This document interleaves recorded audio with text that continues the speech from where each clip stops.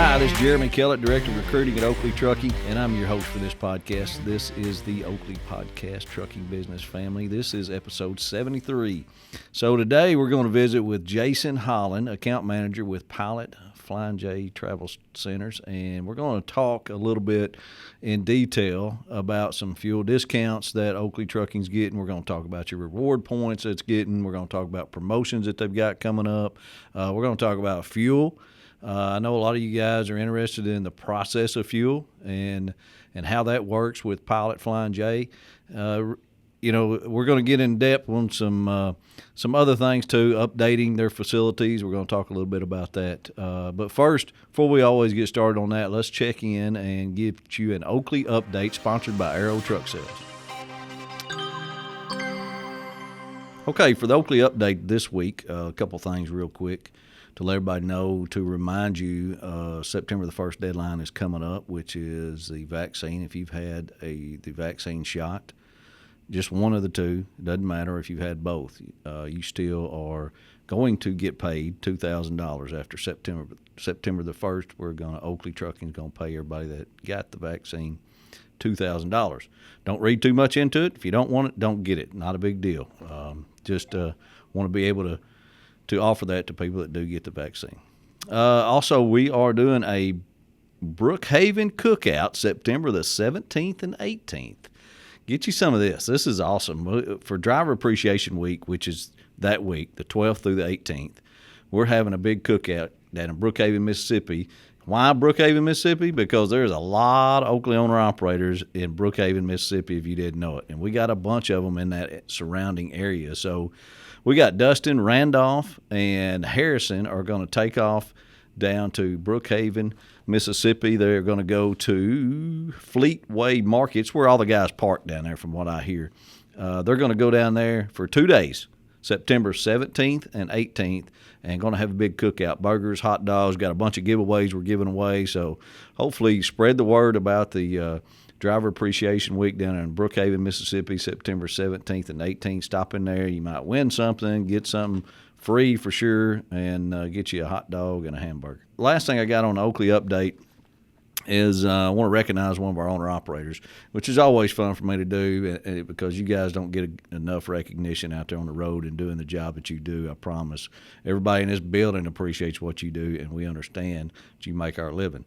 One guy in particular that does a fantastic job is Gilbert Wright. Gilbert has been with us 15 years this month. The month of August, and is just a fantastic owner-operator. He runs the dedicated from Glenwood, Arkansas to Irving, Texas every day. Of course, before that, he's run all over the road, everywhere. He's got a 2016 model Freightliner. His truck number is 7750. Just a all-around great guy. I was talking to his dispatcher, Brian Hill, about him and asking if he had any information about Gilbert and how he was as an owner-operator. And he said, matter of fact, I'll tell you, his exact quote was, he is an amazing owner-operator and just a guy you want to know and have in your life. And that says a lot when your dispatcher says that about you as an owner-operator. He's also been Driver of the Year for us in the past. So congratulations to Gilbert Wright. We appreciate your 15 years of service, and you are an asset to Oakley Trucking. Let's take a quick break and talk about Arrow Truck Sales. Keith Wilson and Trey down in Springfield, Missouri, those guys do a fantastic job on selling trucks to owner-operators that are looking to come on to Oakley Trucking, and just want to make sure you guys know about them. We've dealt with them a long time.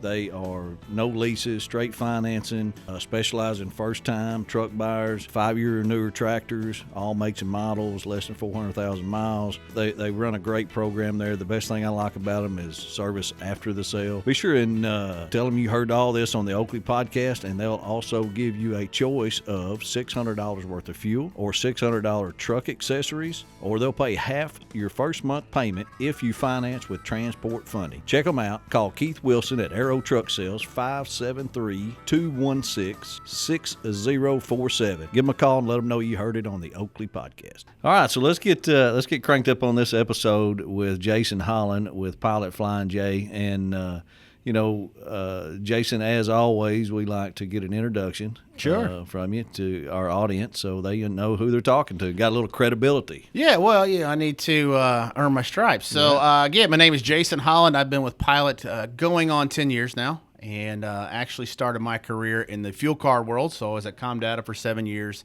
and then now been at Pilot for almost 10 years. So, almost 17 years in the business. And what I figured out in trucking, if you've been in the business 17 years, you're still a rookie. Everybody in trucking's like 30 years, 40 years. So I'm still learning every day with it. But been a Pilot and really cover the Southeast, Tennessee, Mississippi, Alabama, Louisiana, Arkansas. That's really the territory that I work with from a customer standpoint. Got a family? I do. I've got 3 kids. I've got a 19-year-old that starts nursing school next week. So excited about that. Then I have a 13-year-old. Then I got the caboose. He is 8 and decided that he wants to keep my life interesting. So at mid-40s, I'm chasing an 8-year-old. So we got a family based out of Nashville, Tennessee. I've been in Nashville for almost 20 years. And moved there, and then, of course, started my career at ComData, which was still based out of just south of there in Brentwood. So, avid bass fisherman? I love to bass fish. That is my absolute passion. Ask my wife, probably spend too much time on it, but, I mean, we got to have a hobby somewhere. That, and then duck hunting. I'm not very good at duck hunting. I'm really good at going and having fun with it, but I'm not really good at it. But you're good at entertaining because you took me one time a few years ago. Yeah, we had a good time. Now I don't expect me to call or have anything set up, but I will. We'll get the people in there that can. So that's what I love to do is bass fishing, and also love to duck hunt when the season comes rolling around. Sounds good. Me too. The two of my passions too that I enjoy doing that too. Now, so we could just make money at it. It's there a not way? Profitable. Bass fishing is not profitable. Duck hunting is not profitable. I mean, podcasting is not. No, it's not at all. It can be. It's a dark hole. Yeah. Which you've done some podcasting before. So tell the listeners what you got going on with that. Yeah. So a couple things. So I do some podcasts for customers, kind of like what we're doing here today, and really enjoy doing that. And it's doing the same thing. It's kind of giving the overall fuel update. Not just to you and I having the conversation, but trying to disseminate that out to everybody that's involved. And if you're in trucking, you're involved with fuel. You just can't get away from it. They're just tied together. And so being able to have the conversations, talk about what we're doing from a Pilot Flying J standpoint is really good. And then also, personally on the side, I do a lot of podcasting for the fishing industry. So I do some podcasts for the Tennessee Wildlife Resource Agency, which is the state DNR out of Tennessee. Do some stuff on my own. I work with a fishing rod manufacturer called Cash and Fishing Rods. Do a lot for them. So I'm really good at talking. And I mean, I don't have a lot of talents, but being able to talk, it works. So hey, that works good. You need that. You know? Do. When bass fishing doesn't pay. Yeah. You got to be able to talk. You're going to spend a bunch of money doing it, so maybe you can just talk about bass fishing and figure out a way. But really what we've moved into, I think COVID has exponentially picked up that the pace from a technology and people being involved with podcasts, because when, of course, we're all locked down, there's very little human interaction. And so to get information, a lot of people that normally would not listen to podcasts or weren't really into that scene kind of got forced into it. Zoom calls, face-to-face was non-existent. So everybody had to start doing stuff on the computer, on their phone, all these different things that we never had to do before. And it was just kind of more of a select group. Well, because of COVID, everybody now knows about Zoom. Everybody knows about video calls. I'm doing video calls with customers that if I had mentioned that a couple years ago, they look like I had 3 heads. They're like, yeah, what are you talking about? No, we're not going to do a video conference call. Yeah. But now, and I think it's what the beauty of podcasts is now we're able, like what we're doing right now, get information out to the masses, because people were still doing that, but the masses weren't necessarily tuning in. So you're saying maybe this is a positive thing that's coming out of COVID? Well, there's just hit me. Yeah, there's very few silver linings with COVID, but this is one of, and I think it's moved everybody that was, I don't want to say technology adverse. They just weren't dialed into it. Yeah. Wasn't part of their life, and now it's kind of made that happen. And so there's even more value of doing podcasts or doing this type of information. It's not just the company or who people doing it. More importantly, it's the people dialing and listening to it. Right. And It's really what we're doing moving forward. Well, and we've got a whole lot of listeners, especially truck drivers, that listen to this Sure. podcast, and we always try to give them good information every week to be successful on. We want our listeners and specifically Oakley owner operators to be successful. Sure. So we try to give them good content, good stuff to help them be successful. And I thought, I know this is spur of the moment. We had a lunch date today, and I kind of spurred it, on you there all the sudden of, hey, let's just do a podcast. Let's knock it out and tell our listeners some good information about Pilot Flying J and fuel and what they have. So fuel, I think that's a big concern with owner operators, as we know fuel prices are going up.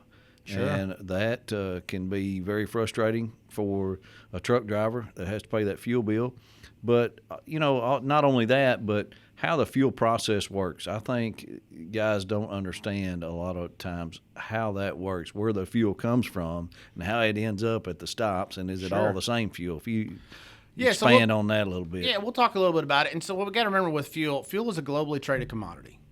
Literally, it's traded by somebody in a foreign country that's sitting there in his T-shirt and a pair of shorts. He's trading. So you got to understand diesel is a globally traded commodity. And so there's a lot of factors that go into price increases. And that is not, I'll speak for Pilot Flying J. We buy diesel fuel just like the truck driver buys diesel fuel. We don't make it. We don't have refiners. We have to buy it on the open market just like everybody else. Now, we're buying literally billions of gallons, but it's still the same process. We don't control that cost, right? We have to pay the increased cost from the refiners just like everybody else does. And so when price starts to tick up, this is the fundamental disconnect, I think, sometimes when the price of fuel starts to increase, the truck stops are not making more money. This is where I think the education piece. And so as prices go up, we can't raise our price fast enough at the marquee as our costs increase, because if we did, we would price ourselves right out of the market. So as prices increase, we actually make less money. Where prices start to drop, that is when we can make more margin, because you're not dealing on the same up and down scale. So I think sometimes the misconception is the truck stop, the price is up, they're making a ton more money. Actually, we're selling the product higher, but we're having to pay more. We're paying more. The other piece with fuel is Pilot Flying J's diesel is no different than any other major truck stop. There's only a few spigots where diesel fuel gets picked up at, right? There's roughly 1,000 pickup points for diesel across the country. Those are called racks. So a truck driver, he goes to get fuel, he goes to the truck stop to get diesel. When a truck stop needs to get diesel fuel, we go to what's called a rack.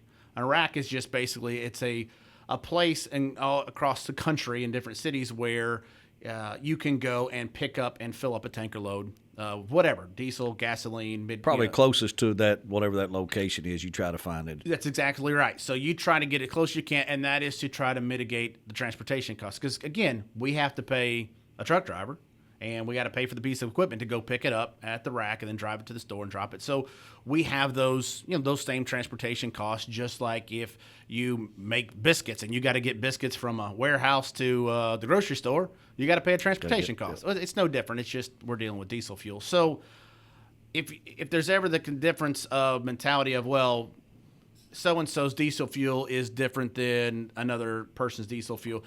Diesel fuel is diesel fuel. Now, there's only two differences when it comes to that. The differences would be biodiesel. All right, what is the amount of biodiesel being blended? And there's always this ongoing controversy about blended diesel fuel. Well, so we all on the same page, there is mandated requirements in certain states that you have no choice. If you sell diesel fuel, it has to be blended with some biofuel. So there's those states where you have no choice. Which is surprising. Most people don't realize that. But if you sell fuel in certain states, you have to blend diesel fuel with biodiesel fuel. The other piece when it comes to that could be different would be, like I said, the percentage of bio that's being blended. Or as we get into colder months, we will start blending anti-gel into the diesel fuel. Just so that the fuel after you get it from the rack. Yes, sir. So we'll go pick up the diesel fuel from the rack, and then we'll either splash blend directly there at the rack, meaning we'll say, hey, we need, I'm going to make up numbers, we need 7,000 gallons of diesel, and then we need you to put X amount of anti-gel in it, and as it's transported, all that mixes in the tank, and then we drop it. Or we'll have a load of fuel dropped, and then we'll put in our own additive there directly in our own tanks. Okay. That is the only thing that's different with diesel fuel. So if someone says, hey, this person's diesel fuel is better than this other person's diesel fuel, or they have hot fuel, like I said, I've been in it 17, 18 years, and I've heard just about all kinds of scenarios. Clean fuel, dirty fuel.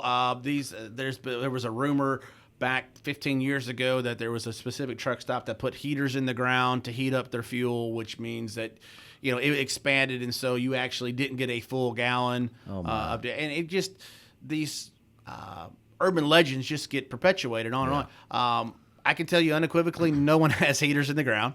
Our diesel fuel is everybody's diesel fuel. Like I said, there's only a few spigots you can go. But I got a bad tank full of diesel fuel at Love's, Pilot Flying J, wherever it was at, and it runt something, clogged up my fuel filters. I ain't never stopping there again. Sure. What's it? Well, listen, I hear it all. I hear it all the time, and it's here's what I love about trucking. It can be a two-edged sword.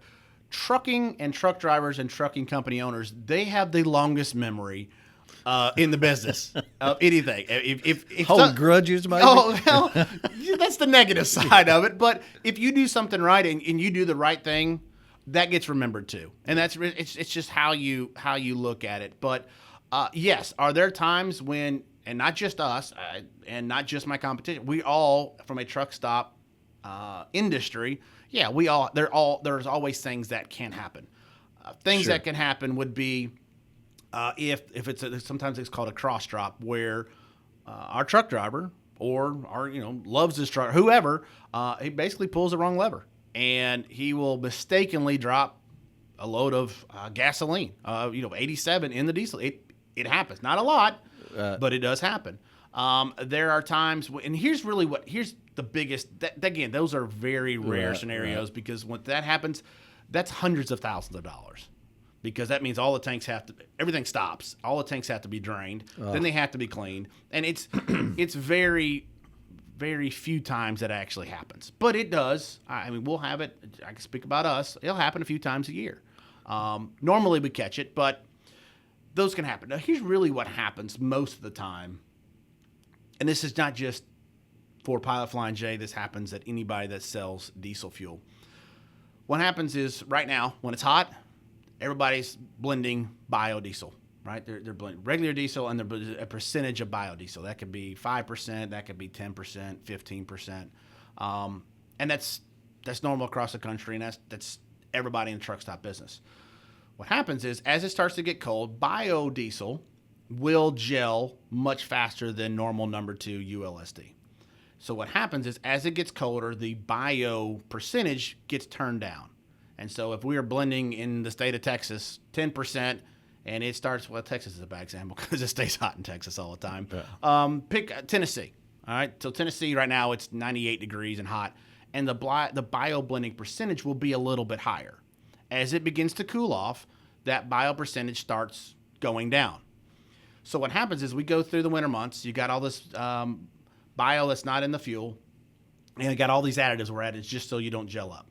Now, what will happen is, it doesn't matter whose fuel it is, your MPGs will not be as high in the winter months, because the anti-gel does not burn at the same rate as diesel fuel. So if you're tracking your MPGs, and most owner operators are, and you're putting more anti-gel than you are biodiesel in there. Yeah, biodiesel, unless it's when it's getting in the cold states, basically everything north of Interstate 40. But now, a while ago, I thought you said only certain states blend biodiesel, but all states blend biodiesel. Okay. There's only a few states that mandate you blend biodiesel. Gotcha. Right. Okay. So we don't have a choice. And all the known chains, everybody. You can't. Do you remember back in the day when there used to be pure gasoline, where you can get non-ethanol gasoline?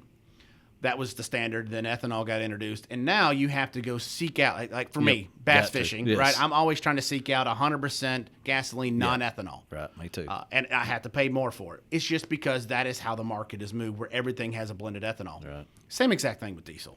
Before, you had to go look for blended diesel, biodiesel. Now it's the standard, right? And now you have to go look for, and you can't find it over the road. You can maybe order your own, but get straight ULSD, non-bio. Point being is bio is everywhere you go, not just Pilot Flying J, not just Love's, not just TA Petro. Every truck stop you go to will have bio blended in it. And bio's not bad. Right. It's not a bad thing. But what happens is you go through the winter months and you don't have as much bio and you have more anti-gel. Like I said earlier, your MPGs will drop a little bit. So if you're tracking MPGs, you'll see it's going to get less in the It's going to get less. Now, if you go up north and you're running up in the you're in the Dakotas, Minnesota, Wisconsin, where you've got some like negative teen numbers, what will happen is after a certain point, the anti-gel doesn't work anymore. So what we have to do is we actually have to blend kerosene into the diesel fuel just so it won't gel.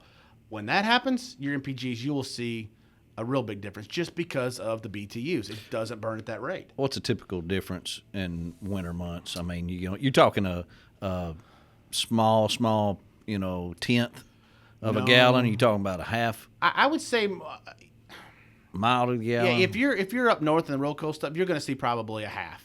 Okay. And I have seen up to 75%. So of a mile. Right. So it does absolutely affect it. But you kind of got two options. If you want to run in this 25, 30 degrees below zero, it's either... Well, and you were telling me earlier about it expanding. In the heat, it will expand, right? So in the summertime, diesel fuel will expand. And so it's extremely minuscule. And that's really where the whole hot fuel mentality came from, right? That's why that whole urban legend happened, was they were putting it in, putting these heaters in the tanks to expand it. And so because the fuel was expanded, they were selling you a gallon, but it was a little less than a gallon. Yeah. Well, nobody's putting heaters in the ground. Let me reiterate that again. But there is something to be said, and there's a bunch of research, and I highly recommend just Google it. They're probably trying to do it now if they're listening to this podcast. Yeah, they're looking for heaters. Somebody's digging holes right now around tanks. But it's again, if you're always looking for MPGs, if you have the option, get diesel fuel at night or when it's a little bit cooler. It's going to be almost non-existent, but it's still year after year after year. It just makes some sense if you have the option. Now, I wouldn't go do anything different, but if you have the option, do your pumping when it's cooler, and it can help it. So.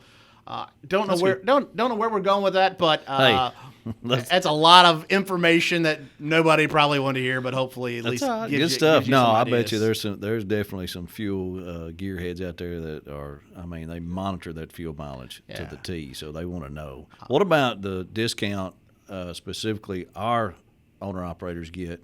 Because we've changed it a couple times, and I always try to get that information out to our owner operators so they can keep up with the fuel discount. And you want to tell them what it is here and what we just changed? Sure.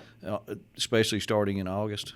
Yeah, so what we've done is we've looking at a state approach, right? So we've got the retail minus across the board. Then we have 12 points that goes on top of that deal. Now, what I want to make sure we get out is that you're guaranteed, the Oakley deal is guaranteed that the owner-operator gets 12 additional points on top of his retail minus discount.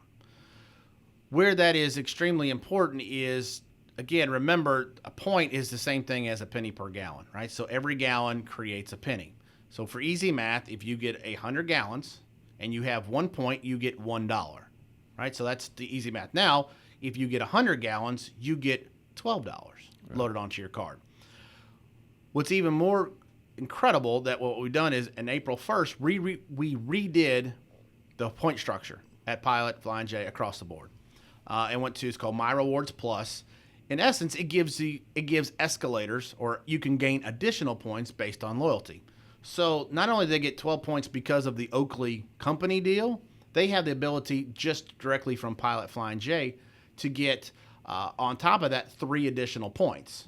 So at the end of the day, if truck drivers and the owner operators decide, hey, I want to fuel just a Pilot Flying J, they can get 15 points per gallon. So for every 100 gallons, they get $15.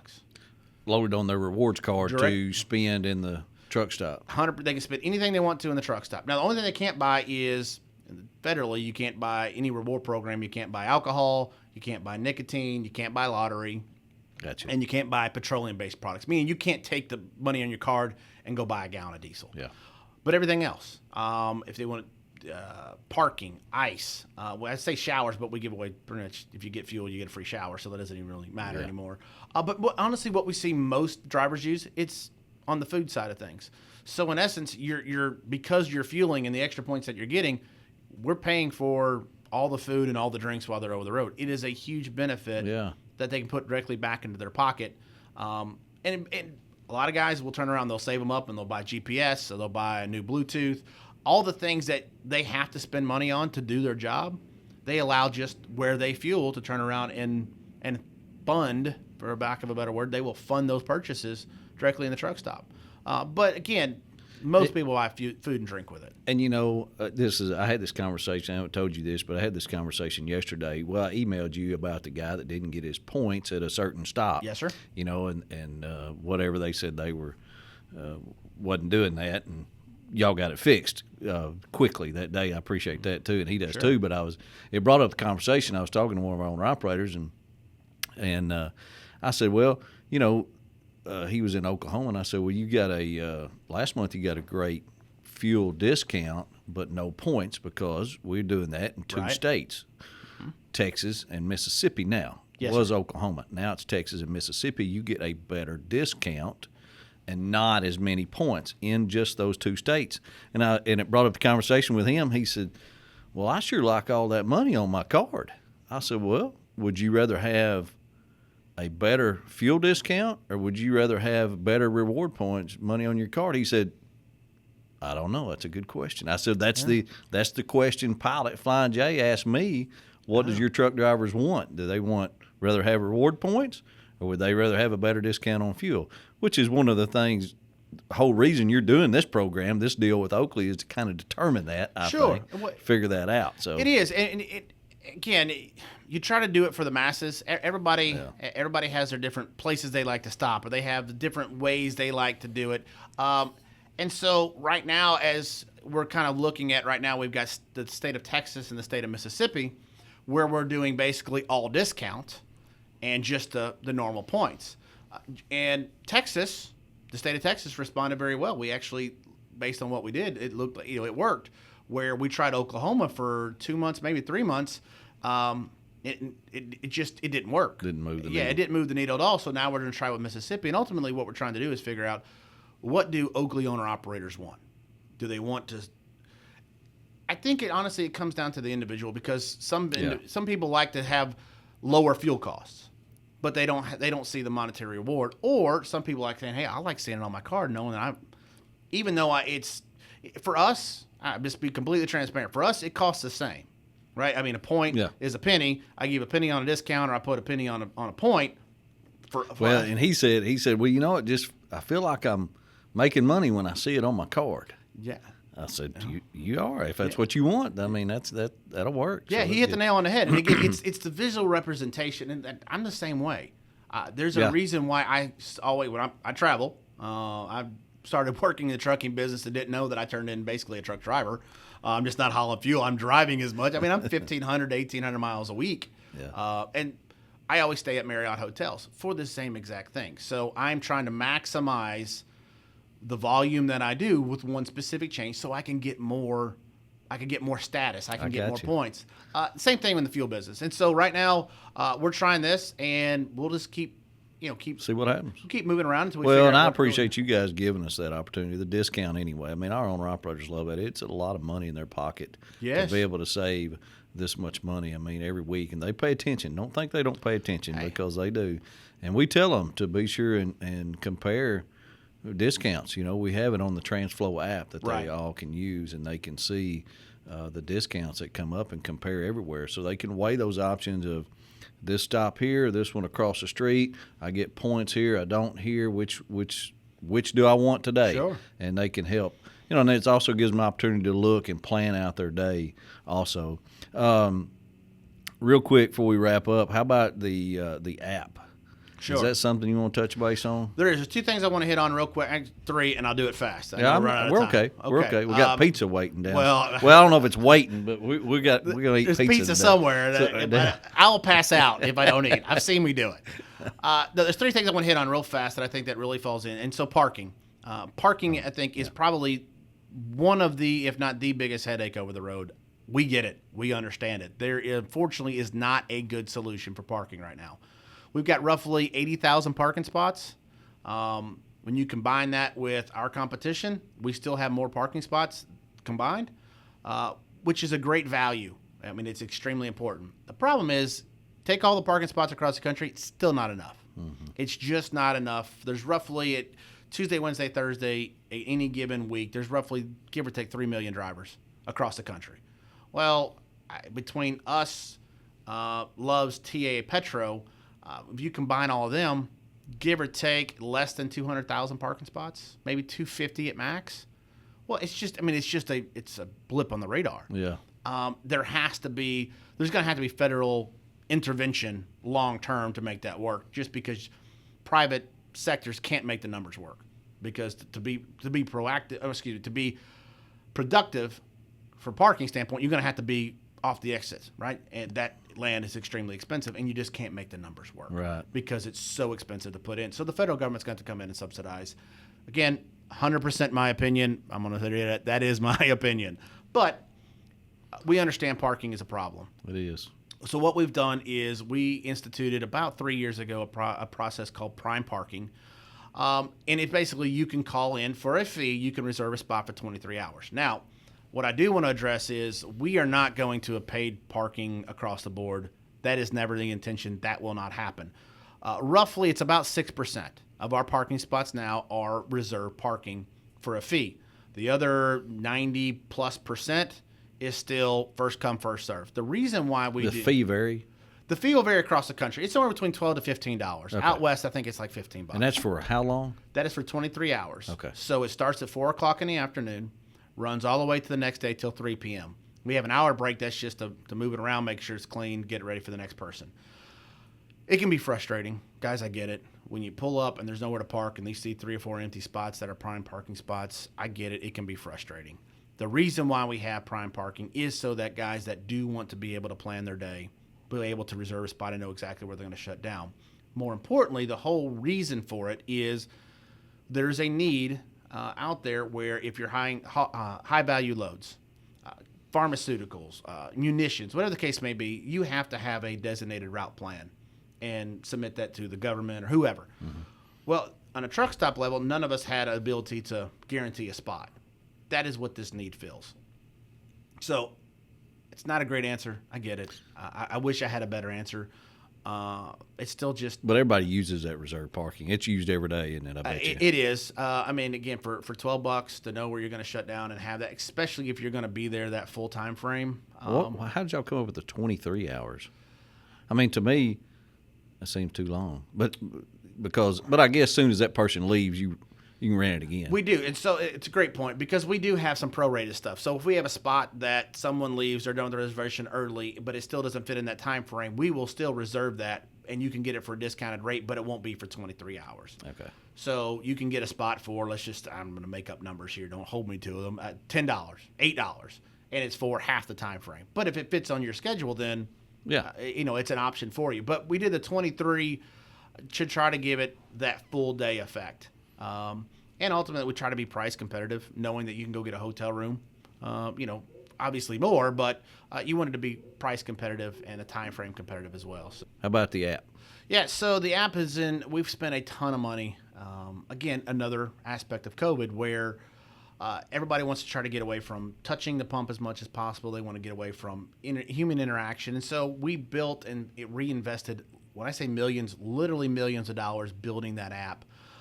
It always had some cool functionality on it, but we've really invested starting last year, really dumped a bunch of money to make that extremely easy to use, but more importantly, not just easy to use, but have the functionality that a driver wants. So I'll give you a prime example. We put the ability to check in for a shower on the app. Just Yep. I don't want to say willy-nilly, but it wasn't like that big of a deal. That's just another functionality. Just keep rolling through it. What we found out, that was huge in a driver's world, because now he can be getting fuel, pull up his phone, and actually check in for a shower instead of getting fuel, going to park, and then going in line. So it picked up extra time in his life of having to wait for a shower. You go hit Dallas, Texas, about 7 o'clock on a Tuesday evening, it's packed. Not just across the board, it's packed. Well, anything that a driver can do to help speed up that process, now he doesn't have to go sit there and wait. He can, while he's fueling, he's already in line, which was just That's nice. Yeah. We didn't think it was that big of a deal when we did it, and we found out, man, it's a huge deal. Drivers are loving it. The fact that they can get the receipt directly sent to their app. They don't have to, if they want to, physical receipt, they can still go into the kiosk and print the physical receipt, but we actually can send the receipt directly to their app. And so now they have electronic receipt of their fuel, which is a great functionality. The biggest thing that it would give is the ability to do a cardless transaction.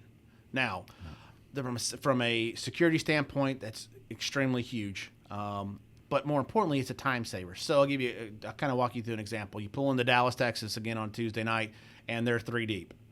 Well, you pull in, you park. Obviously, don't touch your phone, don't touch your app while you're driving. Okay, what I'm talking about is strictly you're in park, you're sitting there, you're waiting. So I'm talking from a safety aspect. Throw that caveat so safety manager don't start yelling at me after this podcast. But when you're sitting in line, all right, you're able to go through in the app and put all your information in while you're waiting. So you can, and I'm going to walk through whatever you have set up on the fuel card is exactly what shows up in the app. But driver number, truck number, trailer number, trip number, odometer, all the stuff that you have to normally put into the pump, you put into the app. And then once you do all that, you can say if you're going to get DEF, you'll put that in there. If you need a cash advance, you'll put that. Whatever that you normally would do at the pump, you're going to do directly on your phone. While you're waiting, you're actually, again, your utilization.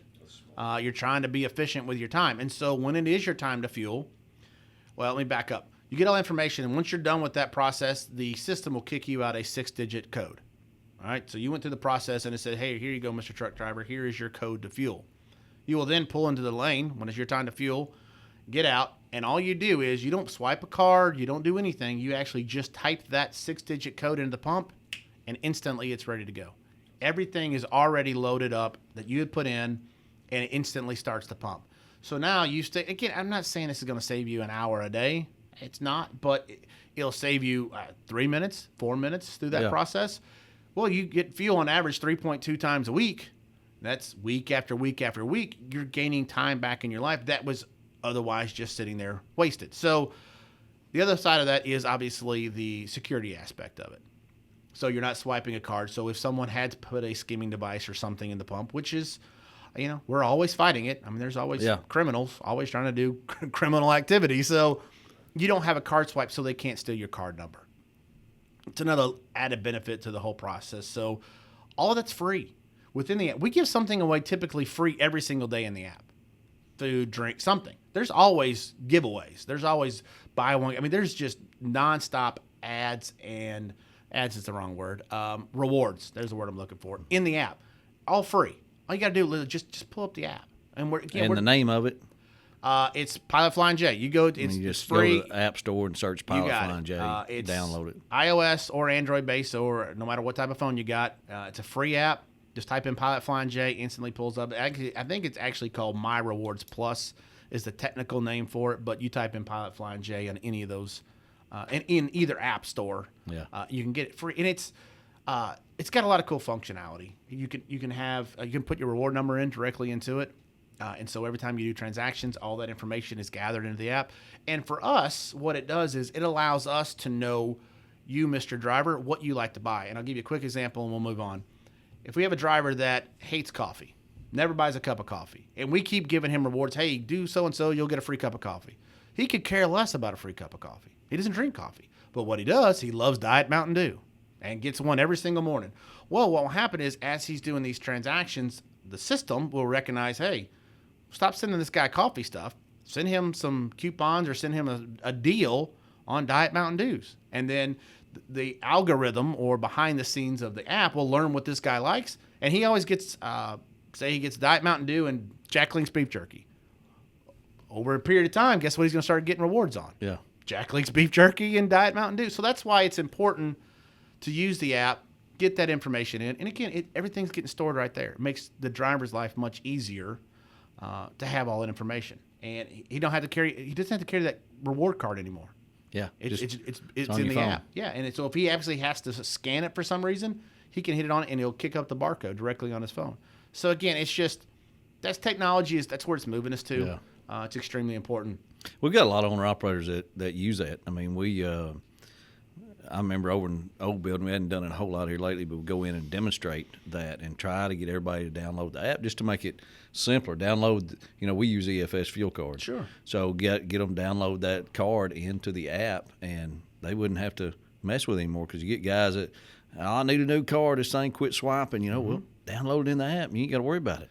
Yeah, well, here's another great functionality. If they use that from a company standpoint, if a driver on the road loses his card, breaks his card, whatever the case may be, if he has it in the app, he still has that ability to do transactions and not have to go to a card loss status and fool with going inside and doing all that. He still can use it directly within the app. Now, from a security standpoint, here's the coolest piece.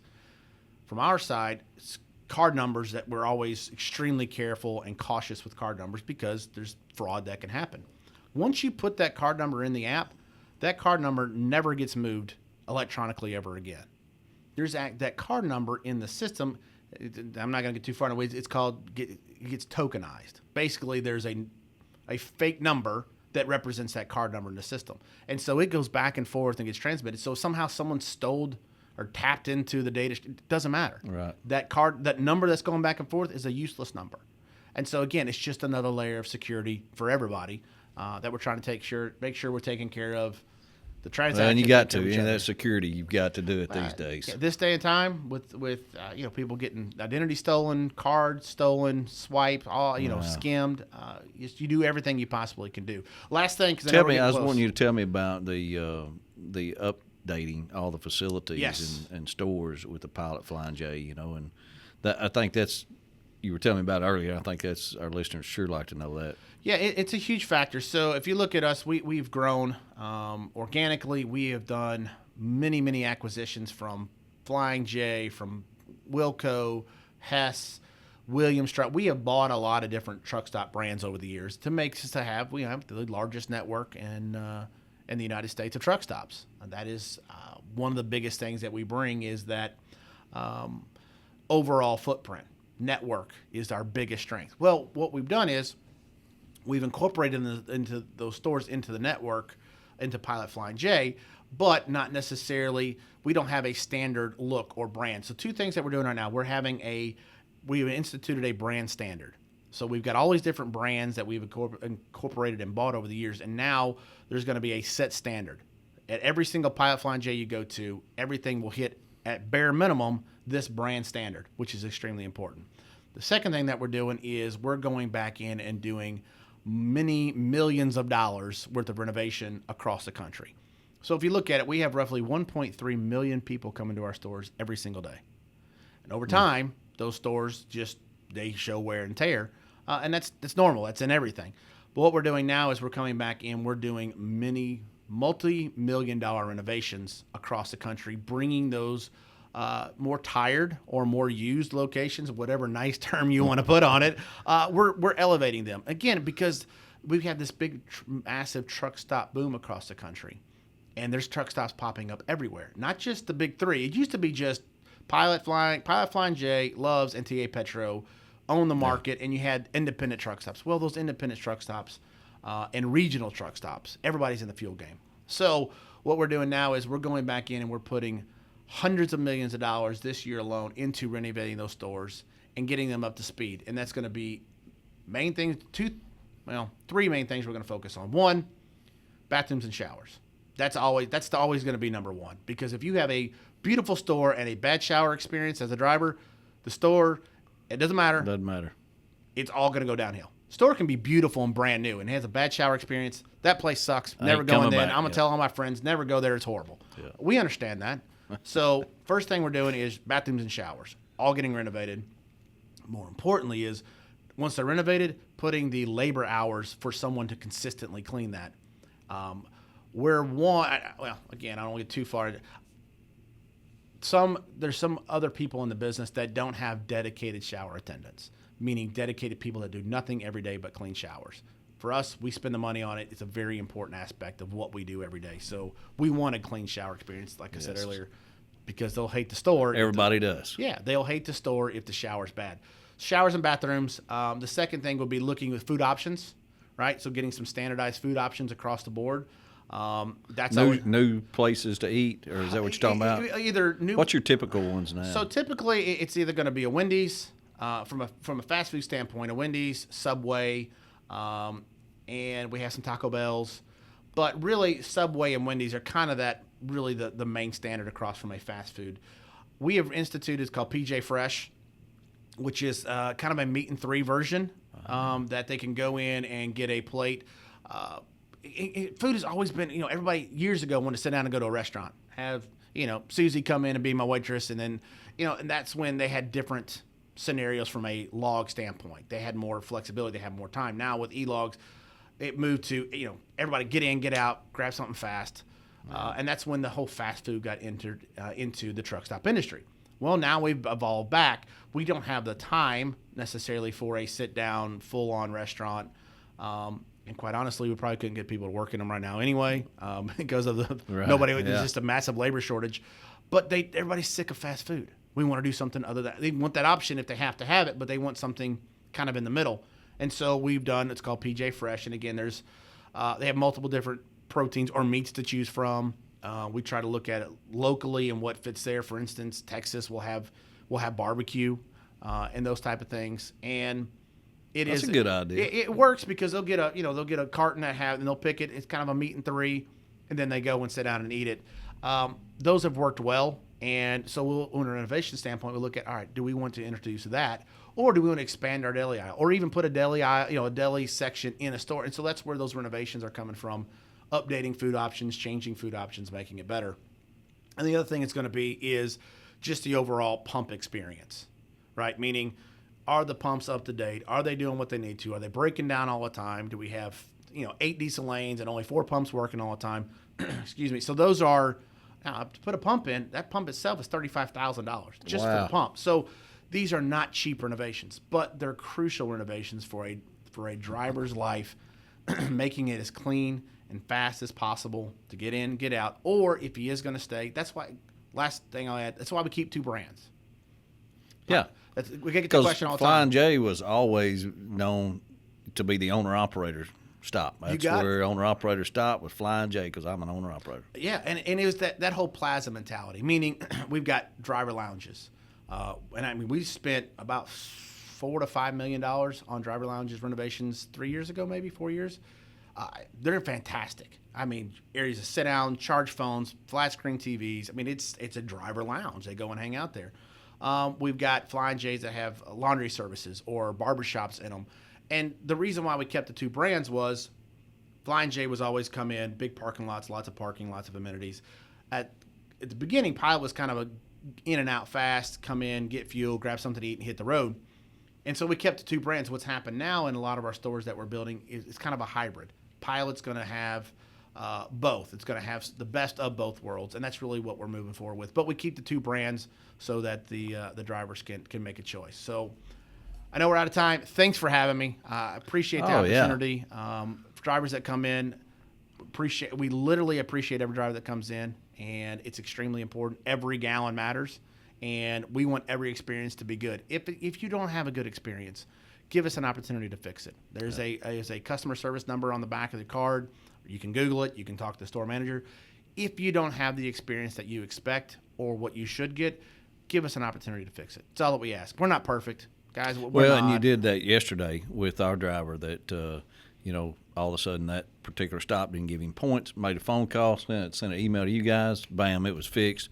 Put on his card. He sent me a text back. Thanks a lot, man. I really appreciate it. So simple to do. Everybody's going to have problems with something all the time. So I wish we were perfect. Unfortunately, we're still human. No, we're still human. And pumps are mechanical. There's sometimes pumps are going to break. So sometimes our people are going to have a bad day. And I really do. Oakley appreciate you guys giving us that discount to pass along to our owner operators, because used to that didn't happen, and it was only the company trucks, and we know that, and we appreciate that, and give these guys an opportunity to save money, because these owner-operators, it is critical, for them to be able to save that $200 or $300 a week on fuel, and it means a whole lot, and it's they all appreciate it. I know they do. So I appreciate you hanging out with me, and I just texted him. Pete's not here yet, but I'm sure we'll talk about hunting or fishing until the Pete shows up. So you can say next time we got to talk bass fishing at some point. I love to talk bass fishing all the time. We're gonna have to slate half a day.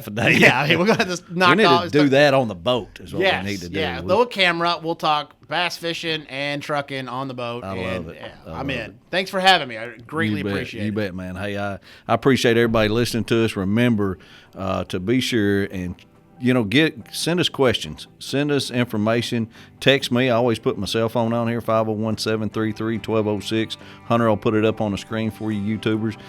Text me, send me a message, what question you might want answered that you think everybody else would like to hear the answer to, and we'd be glad to do it. Check us out on all social media stuff, and until then, we'll talk to you next week on the Oakley Podcast. Thanks.